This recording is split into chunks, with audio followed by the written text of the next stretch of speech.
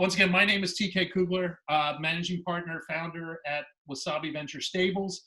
Well, we are a 3-year-old, believe it or not, 3 years has come and gone, 3-year-old horse racing stable.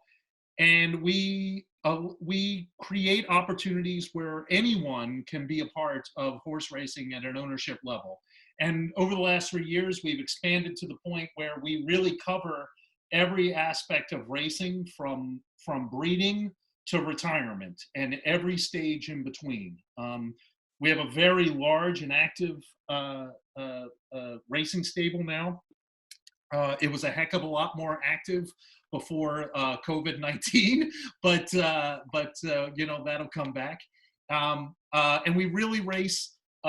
We have horses that sort of race really all up and down the East Coast and sort of in the Midwest. We really don't cover the West Coast racing at this point, but we have over 500 active club members, and we're very thankful for that. And it's a very robust, active community that chats all day. Actually, if you're a member and you're in our on our Slack group, it is a very lively community. So tonight we're going to talk about one aspect of what we are doing and one aspect of the horse racing world. And what that is we're going to talk about acquisition of yearlings, how we go about that, and then how we take those and what our plan is to turn those into racehorses. So just from an edification standpoint, yearlings are 1-year-old equine animals, creatures, so horses in our case. So it's a 1-year-old horse. And just for everybody understands, in the horse racing world, the thoroughbred world, all horses have the exact same birthday, which is January 1st. So when January 1st rolls around, every horse that had been born the year before becomes a yearling. That's the starting point that we're talking about. Now, from there, and pretty soon I'm going to shut up because, you know, I know very little about anything. And Zoe will kick in and she's going to talk a lot more about what we do when we get those yearlings, and then, you know, how we turn them into racehorses. But I wanted to talk a couple minutes, sort of pre that, of where do we get our yearlings from? Now, we have currently 8, which are now 2-year-olds. So that yearling year, they go from the yearling year and they turn into 2-year-olds. So we have 8 horses that started as yearlings with us and then are now just in the beginnings of their 2-year-old year. And that's the focus of tonight, from that point where they start from that point and then go to their early part of their 2-year-old year. Where did those yearlings come for us? Well, we bought them, 7 of the yearlings that we currently, which I call them yearlings, but they're now 2-year-olds. 7 of those horses came from public auctions. We actually acquired them at auctions, either OBS, Keeneland, or Fasig-Tipton. So we made acquisitions of those 7 as yearlings, and then we got them to the place where they where they are now to be turned into 2-year-olds. And one of them is actually a homebred. It's our very first homebred. So it's a horse that we've had really for a long, long time, you know, and now is getting ready to race. We have currently 25-ish broodmares. And so we're going to have a whole bunch of yearlings in the coming years as they go. I think, I don't have the exact number, but I think we've had 13, I think, currently born. This is now foaling time. This is when thoroughbreds get born. I think we've had 13 born or to be born very soon already. So those will be yearlings next year, and then 2-year-olds the year after that. So so we're creating that pipeline. So with that all out of the way, I'm going to hand the mic over to Zoe. And Zoe, why don't you do a 1 or 2 minute sort of quick bio on yourself, and how and then I'll come back with some questions and get things started. All right, that sounds good. I don't know how to put all that into words real quickly though. Basically, my background is steeplechasing and show horses and everything like that, and it fell into flat horses. And honestly, I love having the time to spend molding the young horses into what are now going to be racehorses with their two-year-old year coming. To see them progress and everything like that is really just an absolute goal of mine, and I don't know how to really put that in words, TK. That made it a little difficult. Yeah. No worries. Zoe's last name, her last name is Valvo.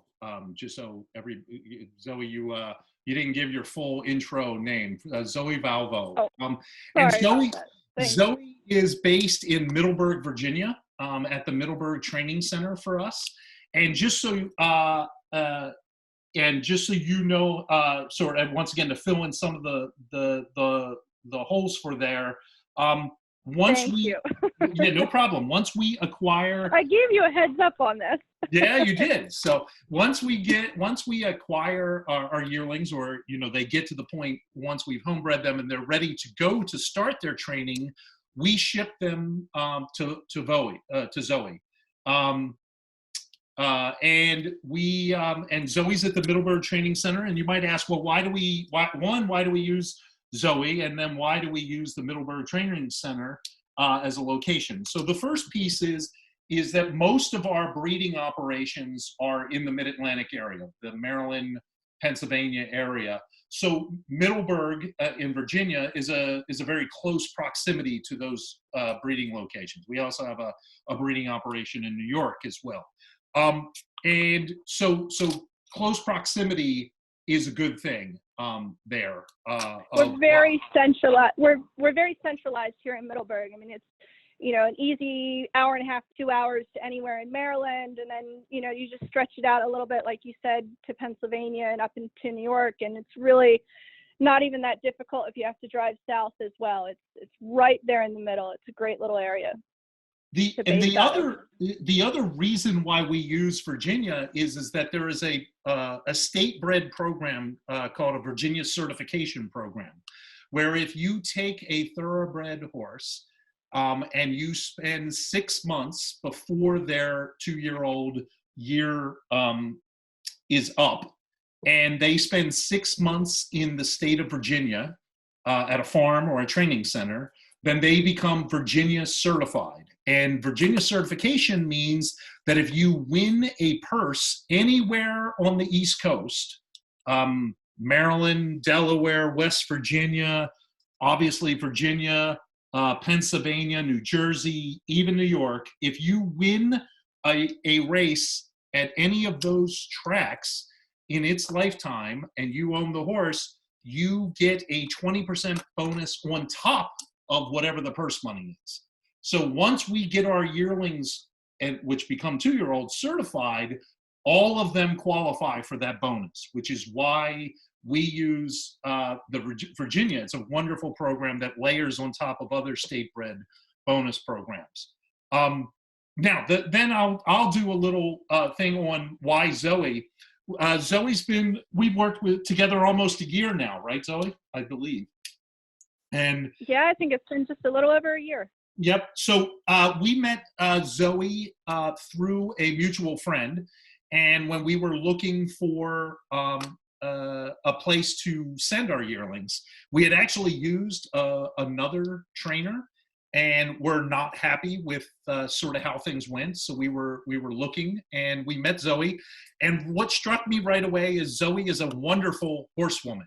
She has the animal in her mind the first thing. It's a very horse-centric approach, and we're going to dig into some of the approach here tonight is, and that's really one of the great things and the great attributes that we wanted. We're not for pushing the horses. We're not for trying to get the horse to run fast as soon as humanly possible. It's about the long-term, it's about the long-term health and benefits for the horse and the athlete. So with that said, let's start off with a question for you, Zoe. When you first get a yearling in from us or anyone else, what is the first thing you do with a yearling when it gets shipped into you?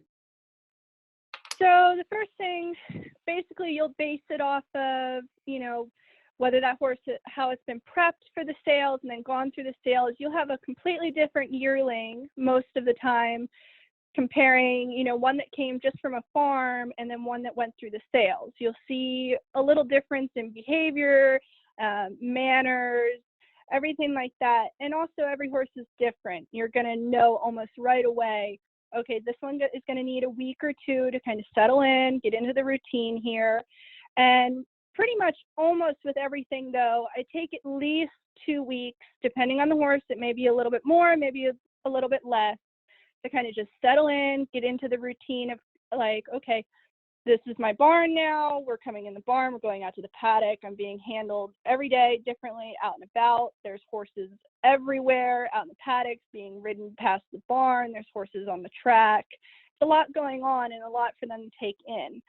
So I think if you can give them those 2-3 weeks just to kind of go, okay, this is going to be my life for a little while.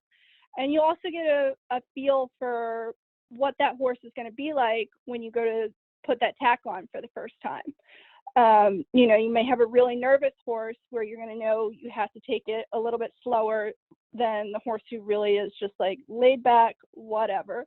Now, every now and again, they can completely swap where that nervous horse takes really well to a routine, very structured, okay, I'm being tacked, I'm having this done, on and on and on. And then that really laid back horse can swap. So it kind of just takes an adjusting period to figure them out. I think that's the biggest thing, is to not immediately, they get off a rig, whether they came from OBS down in Florida or 2 hours away in Maryland at Fasig-Tipton. It's a lot for them to take in if you're going to go and then throw tack on them the next day. I think it's very important to settle in, let the horse get used to the surroundings, and you also learn a little bit about the horse. Do you agree with me on that? Yeah, of course. I think that's very important. So I heard you say something there for those first couple of weeks. What you mentioned that the tack's not on because you're kind of working towards that. What Yep. tack or equipment do they have? Is it a simple lead? What are you usually? What's the usual equipment that they are or that you're using at that point? Usual equipment, especially if they've gone through the sales, they've most likely already had a simple, gentle chain shank on them, maybe not just a cotton lead rope. I like to just have all the babies in just a lead rope snap to the halter. I don't think it's really necessary to have a chain shank. So they have a halter, lead, and so basically that's about all it is. And then they'll be grooming. They're going to and from the paddock. They're getting baths, hopefully if the weather's nice and not freezing cold, but the sales usually time out just about right for decent weather. And so then we'll transition into, and actually this is a bit of a funny bit, we actually break them bareback here. We use a bridle, but we start off without a saddle, just getting them used to laying over top of them, spinning around the stall, going around the shed row, and they'll actually be walking and jogging without a saddle before we actually put the saddle on them. And then we'll adjust. Usually what I'll do is we'll have, them completely tacked for about half hour, even an hour, in the stall, walking around with it, and then we'll start putting a rider on them and getting them used to that. When how, and this is going to be a loaded question because I know um, the answer, but from given your background and Zoe, she shortchanged herself a little bit. Zoe was a really accomplished steeplechase jockey and rider on her in her own rights. So I would list myself as an amateur, definitely not a full-on jockey, but yeah, okay. But so when do you personally get on a horse, and how much it is you or support staff in those early sort of breaking moments, if you will? so usually I will do most of the groundwork by myself, which is, getting him used to tack, getting him walking around, and all of that. I am not typically the first person to sit on them unless there's a really special, really laid back horse. I have learned my lesson not to just jump on babies. So I have a couple of fabulous guys. They do a great job. They take their time. And it depends. There will be a horse that maybe one of the guys have been breaking for about a week, 2 weeks, and then I'm happy to get on him and do whatever it is that they're up to, which is usually about jogging if they've only been broken for a week or 2 weeks. What was the rest of that question? I'm sorry. No. That was spot on. That was Okay. what I asked. So moving from those early stages, when do you when and how do you make the determination of, okay, now we're going to put a saddle on here and we're going to ride that horse now in a way that that the lay person thinks about, oh, the horse is now being ridden? We usually go about a week to a week and a half without a saddle. And that's, I'm not even sure why we really started with that. Why, I mean, it's more of a natural thing for me. It's not all of a sudden throwing everything on top, throwing that girth on and all of that being thrown at that horse at one time.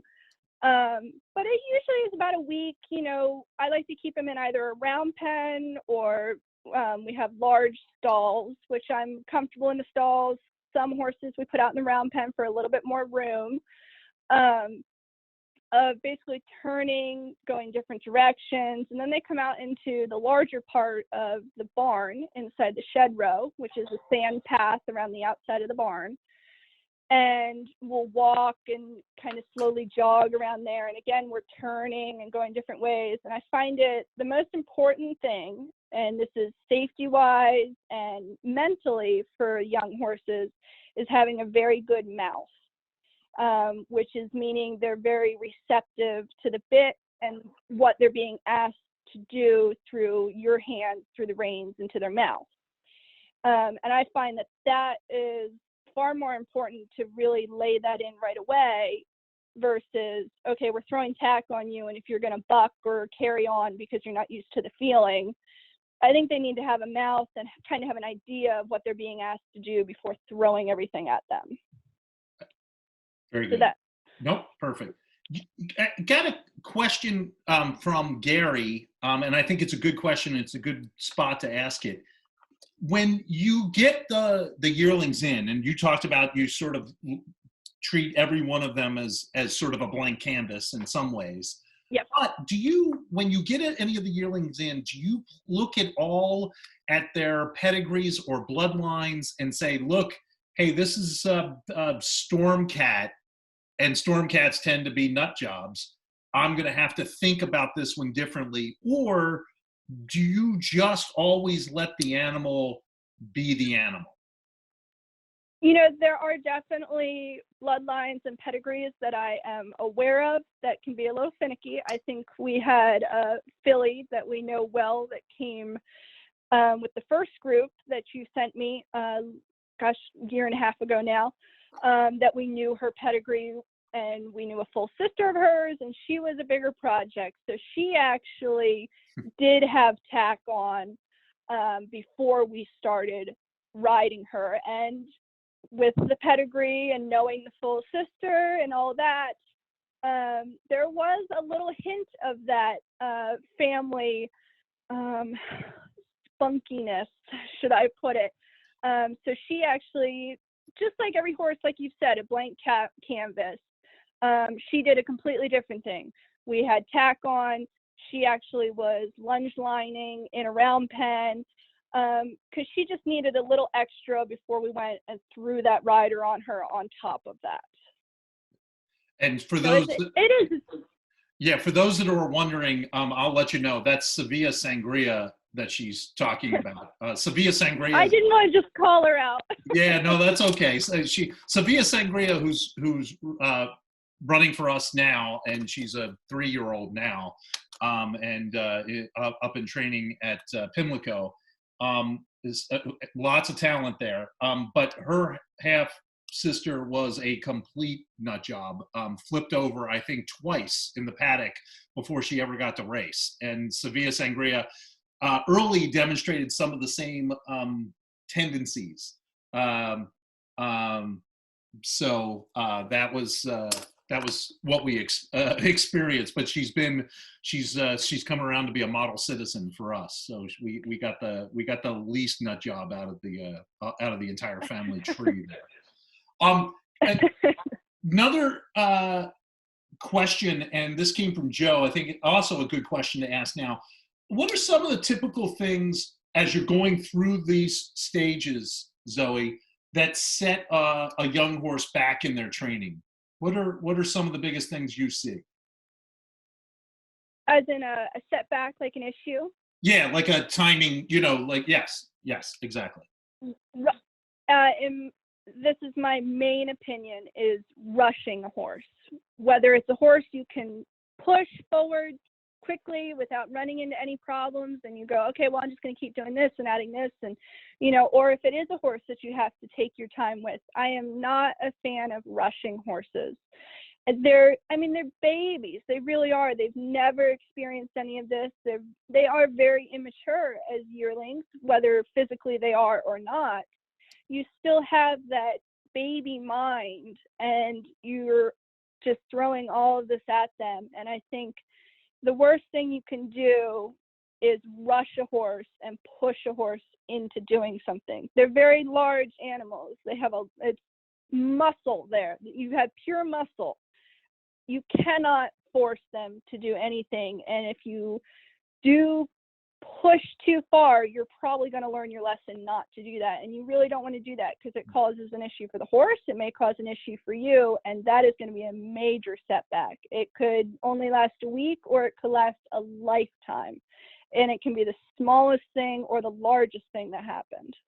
Yep. And I hope everyone understood and listened there.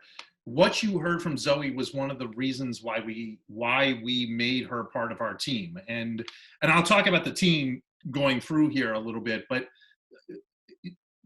we intentionally are not fans of the 2-year-old auction process. We don't like it. It's not something that we have participated in. We bought some 2-year-olds.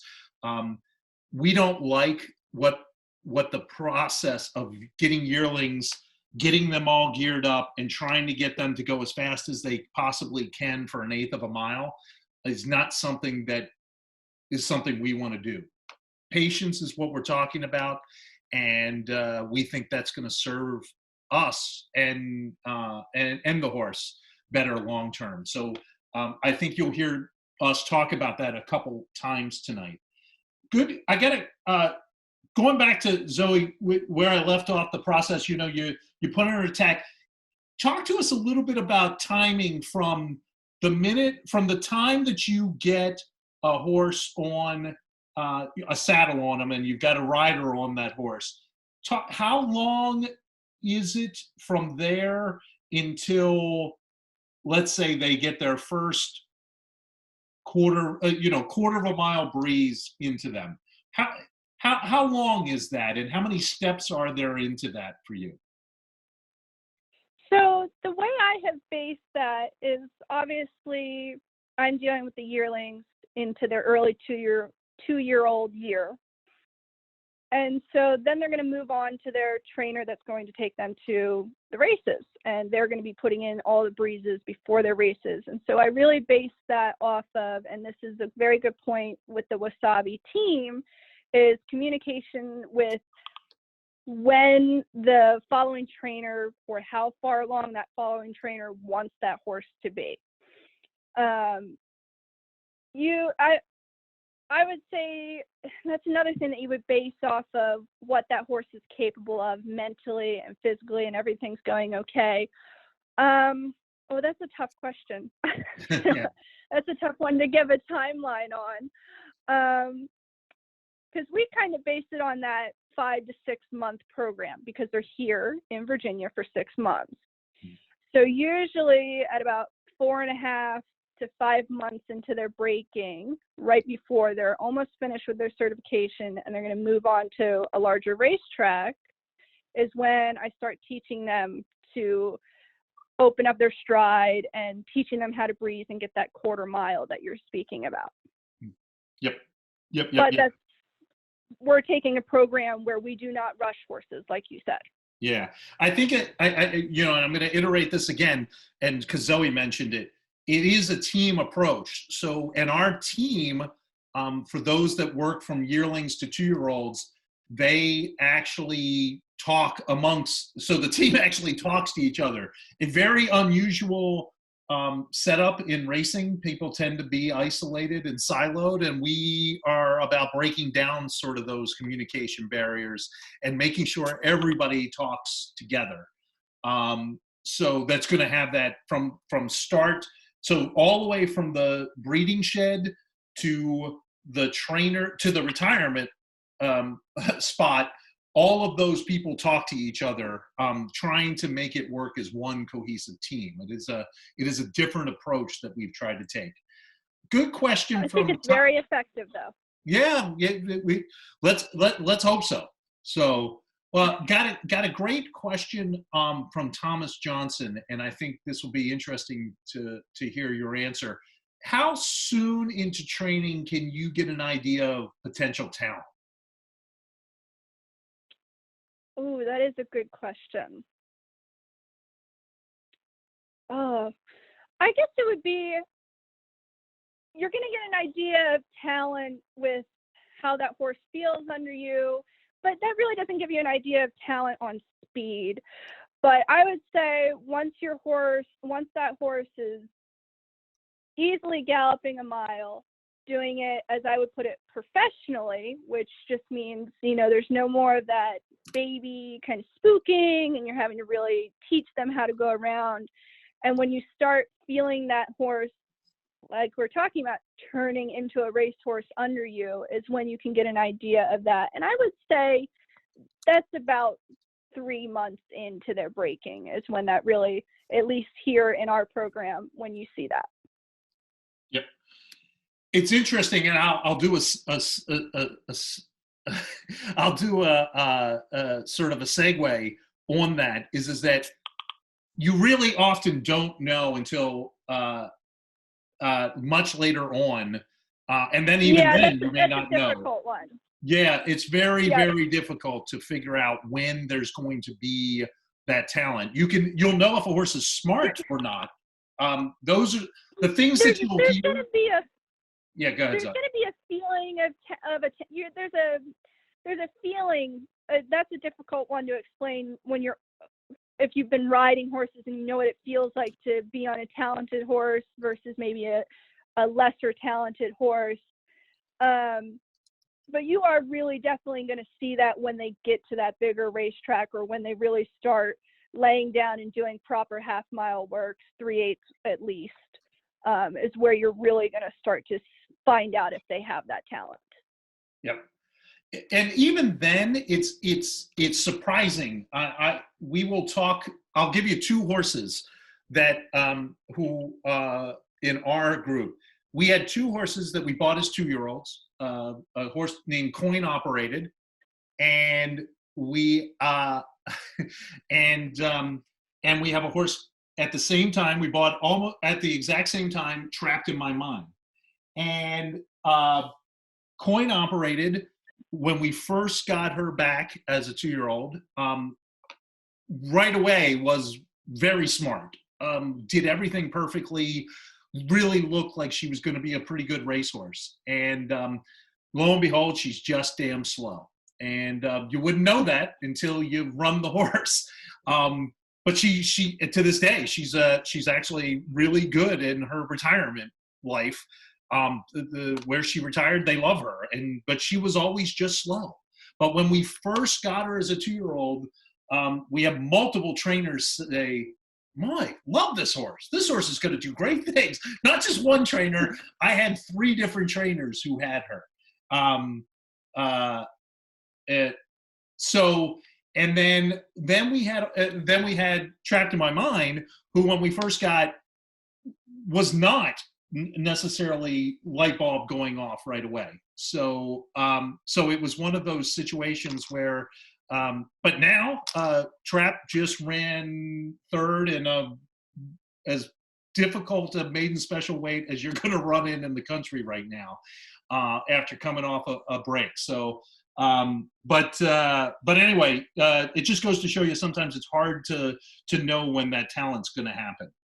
And there's always the random horse that will either show a ton of talent in the morning or very little talent in the morning, and then is completely different in the afternoon at the races. Yep. So Zoe, I pick up the conversation once, and I'm going to pick up the sort of tail end of this.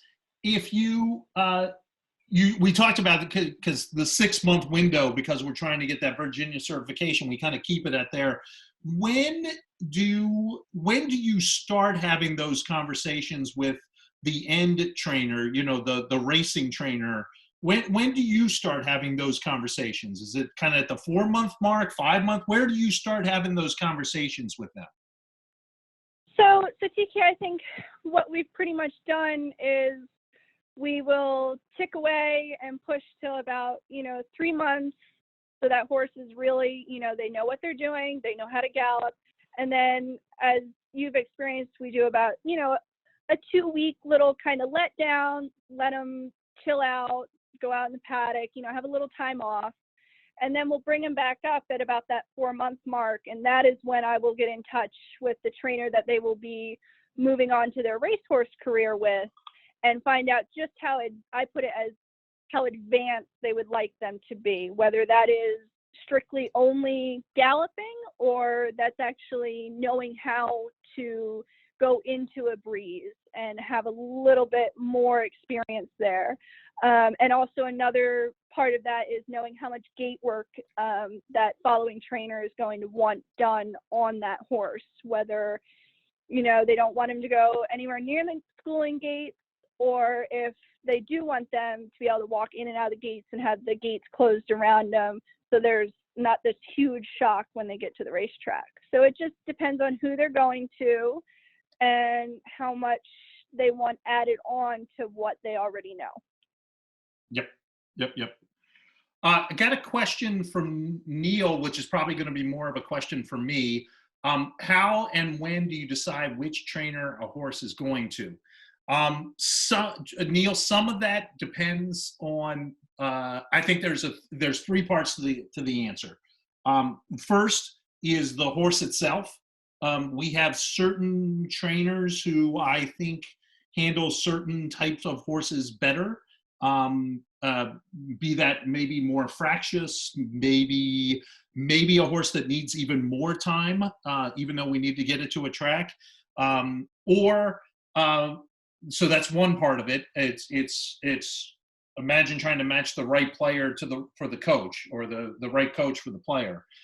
Second part of it is some of it is driven by state bred programs. So if it's going to go to Maryland, it's going to go to a certain set of trainers. If it's going to Pennsylvania, it's going to go to a different set of trainers. If it's a Pennsylvania bred, that's the second thing is. And then the last thing is sort of our belief of sort of the talent level of the horse when it's time to make that move. We're going to try to put the horse in the place where it can be most competitive. So a horse that may that we're thinking is trending with slightly less talent may end up at a set of tracks where the talent pool is less, where we have a horse that's showing a lot of talent, we'll put it in a place where it's going to be more competitive because the purses are going to be bigger. But that happens, to answer the second part of it, is when that happens is sort of a joint conversation with the team, between, Zoe, who's had the horse, the trainers who might be getting the horse, and the internal Wasabi team that manages the equine athletes internally. So be that Adam Parker, myself, and George Adams, all of them could have discussions in there. But I do want to do that's connected to this answer, just to show you sort of how that team sort of works, is that we had a horse very recently that, we were running in Maryland, wasn't competing. We shipped it up to Penn National, where the competition tends to be a little softer. She's run pretty competitively and pretty well there. And usually when you do that and you ship from one trainer to the next trainer, those trainers, whenever they get that trainer and they get a horse that's going to run, they're often, in other situations, they say, no, I'm going to hold on to that horse because I can make some money and purse money. Instead, because our team works so well together, Mark Salvaggio, the trainer at Penn, what did he instantly say? Well, this is before the COVID situation. We got to get this horse back down into run in Maryland. This horse can compete and win bigger purses in Maryland. We're going to shift it back to Maryland. That doesn't happen. I don't know how to keep saying that, but part of the moving yearlings to 2-year-olds is because of the team approach. It works so well. So hopefully that answered your question, Neil. It's a bunch of variables is the short answer. Question from Lauren Floyd. Do you find it hard to train young horses to do the lead changes at the center or at a canter or a gallop? I know a lot of horses haven't raced often, have difficulty with that. Is there any difference in how you train them at their early age to think about that, Zoe? Wait, can you repeat that one more time, the beginning of it? Do you find it hard to train young horses to change their lead? I actually do not. There can be horses that are a little sticky about it, but it's honestly, when they get up there and they're galloping for the first few days, week, it's more of a just get up there and let them figure it out. And when they change their lead, they're going to change it naturally as they get tired, since they're obviously not fit to do it. They're going to swap back to a different lead. And so if you can kind of judge on when they're going to swap that lead, and you add in that cue of a little bit of a weight shift to the lead that you're asking for, your weight on top of them, then it kind of carries in better to when you're asking them, to switch to that left lead going into the turn and then switch back out to the right lead going down the straight. But there are definitely some horses that it's a little bit sticky with, and it's as simple as, we're obviously carrying a stick with us, a whip, and you don't need to get after them with it. Even just a slight tap down the shoulder, even just enough that they can hear it, they won't even feel it, will often make them jump over to the lead that you're asking for. But no, I do not find that very difficult. Is there, I thought this was a good question, and I don't actually know the answer to it. Is there a difference with asking for a lead change with a racehorse as opposed to a horse in another discipline? Yes, there is. Well, I think it's more of a difference in the position of the rider. Obviously, every discipline has a different seat position, really. You go dressage and show horses, it's very subtle. You don't want anybody, the judges of that horse show, seeing you have to ask your horse for that lead, which is, you know, a slight squeeze of the inside hand if you're talking show horses or dressage horses, anything like that. And then your outside lead or your outside leg, just a little squeeze with that should get the lead that you're asking for. So it's a diagonal approach. But really with racehorses, and maybe it's because I have a showing background that still follows in. But once they progress and they've learned properly to switch that lead, honestly, all it is a squeeze with the hand that you're asking for. So if you're asking for your left lead, you're going to squeeze with your left hand on that rein and just kind of shift your weight over a little bit. And they should just switch over racehorse wise. I'm not sure if that made any sense. No, it made perfect sense. That was awesome. That was actually really, I learned something tonight because I didn't know that. So, a question from Joe, and it's a good question, and also one that I had part of the answer, but I'd like to hear the whole answer. When do you start training, or it might be an if, when in their yearling to 2-year-old transition, do you start training in company? They actually will, for the most part, right away they will be going in company, whether that's with another baby, and that's another thing that's going to vary from horse to horse. Whether it's with an older horse, because that's a very nervous baby who needs a steady company, but most likely it's usually from the beginning that they go in company. That's, in my opinion, when they need the company the most, versus, you know, later on when they know how to gallop, they know how to go in company and all of that. I find it's more important to have more company early on and then just add it as you need it, once they really know what they're doing. I think it's a little more comforting for them. You know, think about it. They've never been on a racetrack and there's horses going different directions and they're up there all by themselves. Versus, okay, I know this horse, it's in the barn and it's going to walk with me to this scary, scary place. Okay, I'm with a buddy. That's kind of how I look at it. Yep.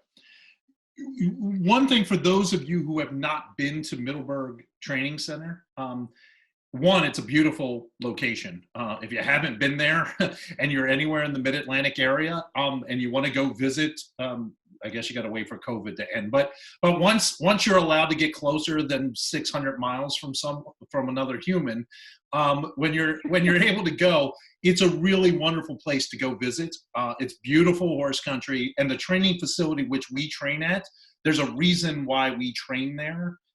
It's a much better place for that mental transition of a horse before they get to a racetrack where it tends to be very frantic in the morning.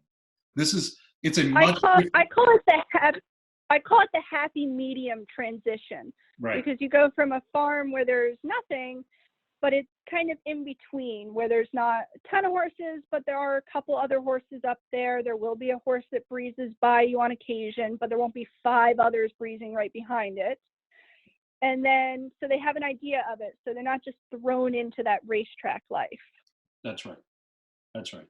So, and so, which segues me to sort of the last sort of stage and the last question, Zoe, or last set of questions probably, is if you, and I know you and I have had this conversation, if a horse is not ready to go to the racetrack, even though the 6 months is up and it's time to not go, what's the clue usually for you, or the set of clues that's telling, when you make that phone call to me and say, TK, this one's not quite ready to go, I want to do X first.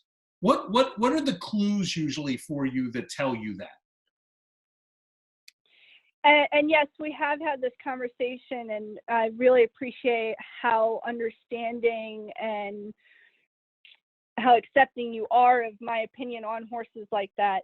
is I do not want to send them somewhere unless they are as perfect as that horse is going to get. Because you will hit a point with certain horses where they're always going to do this little funny thing, or they might do a little, you know, nasty thing every now and again, but that might just be that horse.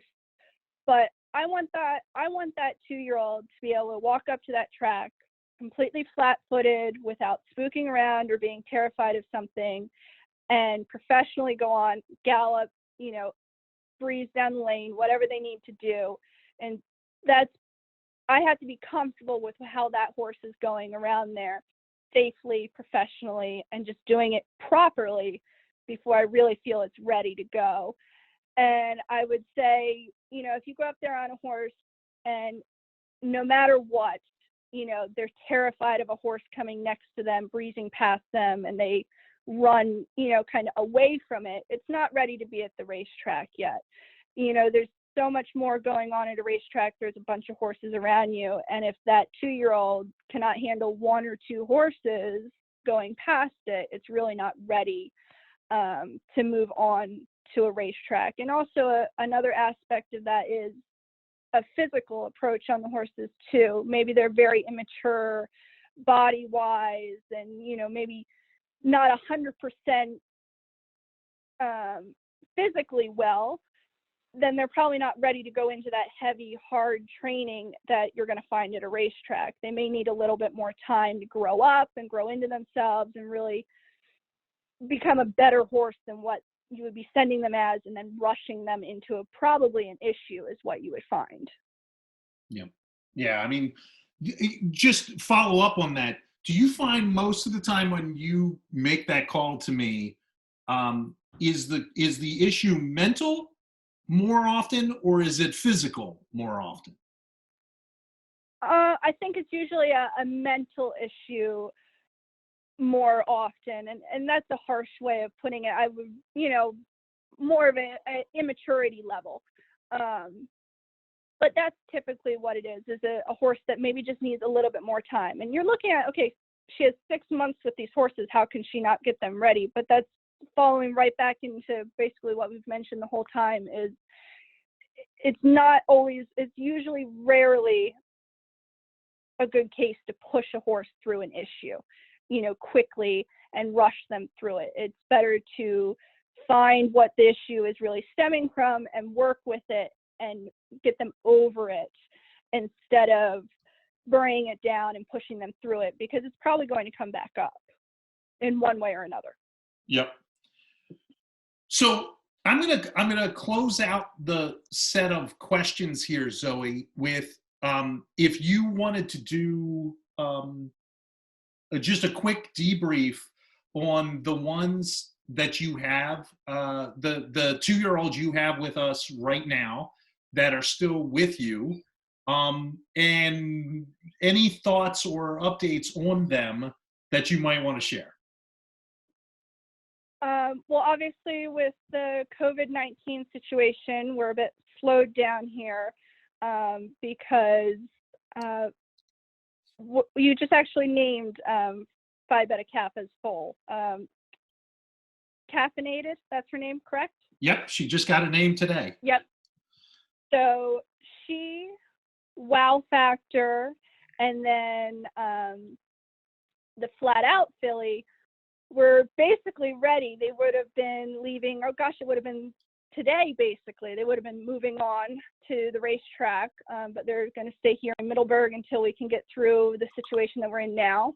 But they are all advanced, doing everything that they need to do. They're going to start working into doing that 1/4 mile breezing soon. They're going to actually probably by this weekend maybe open up and do a real open gallop and stretch out down the backside a bit. And then we have the Mission Trail, correct? Sorry, I just got the list of names today. Yep.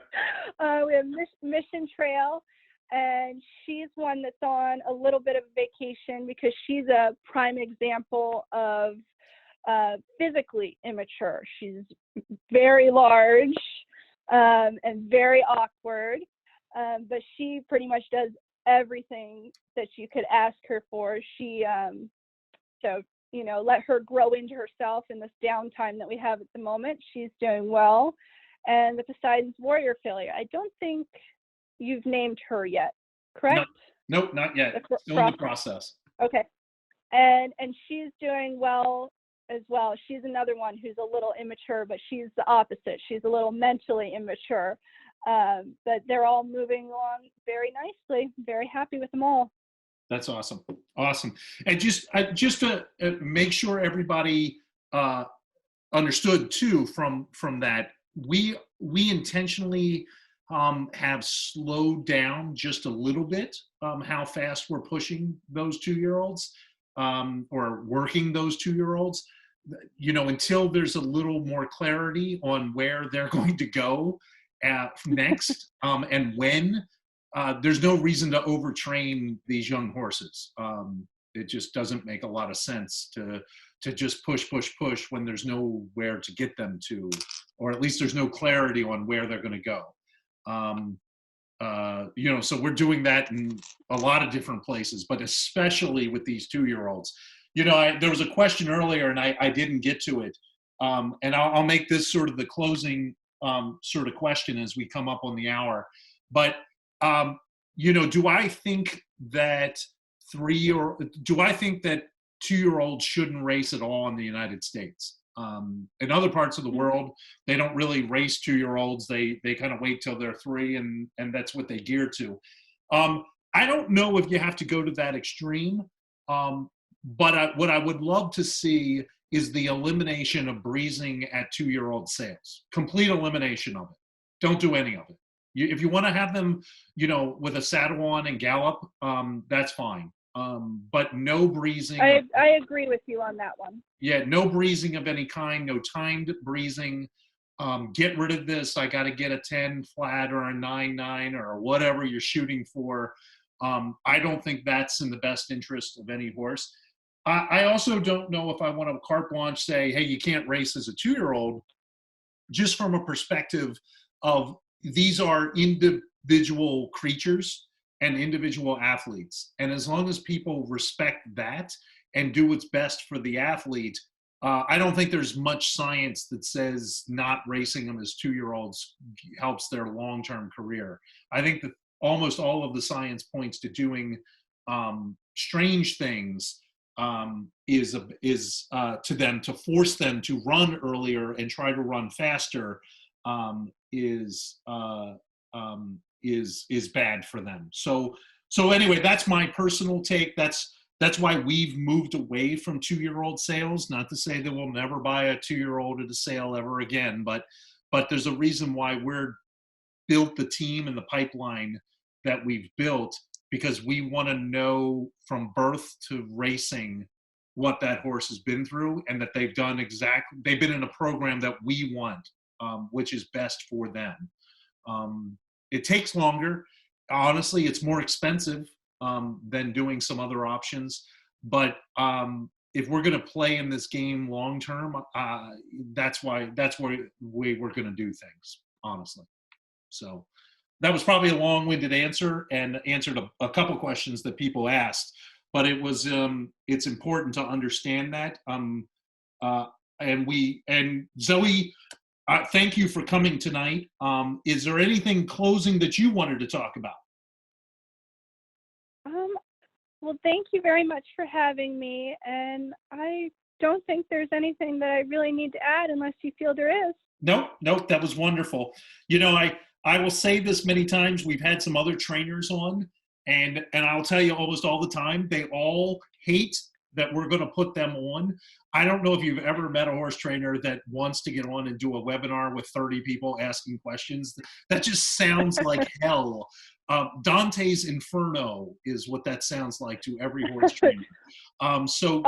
I applaud. Been very pleasant. Yeah, I applaud that Zoe agreed to do this, and I thank her for the time. And she's an important part of our team. And we're going to be doing this for a very, very long time. So thanks everybody for coming out tonight. Once again, thanks for Zoe for being a part of it. Really great questions.